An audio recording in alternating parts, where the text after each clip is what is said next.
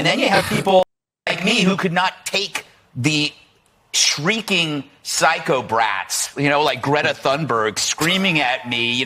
She probably did more to undermine the green movement than Monsanto, because you can't take it seriously when you have a woman or a girl going, how dare you? How dare you? Well, how dare you? It's mature.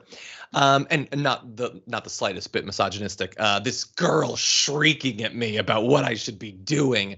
And I love the wishful thinking, especially the idea that Greta has damaged the green movement. She's really set it back. She definitely hasn't helped inspire a generation of young activists to center climate policy in their politics. And by the way, I think sometimes that Greta gets focused on too much. There are a lot of other great activists, including youth activists working in countries around the world. She got the most press, and well-deserved. She's a super hard worker. There's a lot of people doing a lot of great work. He's not mad because she shrieked. He certainly is not mad because she set the climate movement back.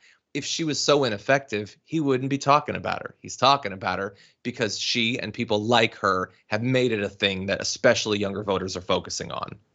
Yeah, and also, like, as someone who does Greta on stage, it's not a shriek, it's a whisper, and it's very convincing, and it speaks to your soul, because she's about to cry, but also she's scolding you, and she sees into your empty little heart.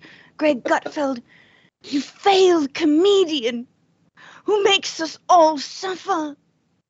Like, night after night. Like, there's no shrieking in that. It's just inaccurate if you're going to actually describe her. And it's not Thunberg, it's Thunberg. Stop calling her by the name it's not. So, and finally, Greg Gutfeld is the following. He absolutely knows that he's full of crap. Like, he's, I think more so than most of the people on Fox, he knows he is an utter clown, and you just pull the string and he says the line and all that. And you can tell because he even said Monsanto, like, he set the climate movement back farther than Monsanto. Like, what? Wait, what? What do you mean? You guys believe in the horrible impact of the monopoly of Monsanto with, the amount of GMOs that have been killing off bee populations and poisoning water supply? Like, what are you talking about, Monsanto? He actually knows. He's actually not an utter idiot. He's just playing the role so perfectly. Exactly. Yeah. And so it's even more fascinating to see someone who it's just kind of make his money, Thunberg, go move on. 100%. Yeah. Yeah. No, it's look, for a lot of people, but I think it's one of the big talents that differentiates comedians is an ability to chase the applause, to understand what's going to get you the applause and what isn't. And that can produce great comedy. It can definitely do that. It can also produce lazy grifters who know the easy thing to say to get the line, whether they believe it or not, whether it's consistent or not. They want the attention, they want the applause, they want the money. It's one of the most pathetic things that can happen to some comedians. But anyway, for him, he's got to get the misogyny in, though. Like, you think he doesn't know how her name is pronounced. And by the way, we're even not pronouncing it as they might in that country, but we're doing our best. They always have to mispronounce it, as they did with Kamala Harris for so long. It's easy, broad-based misogyny that their audience loves.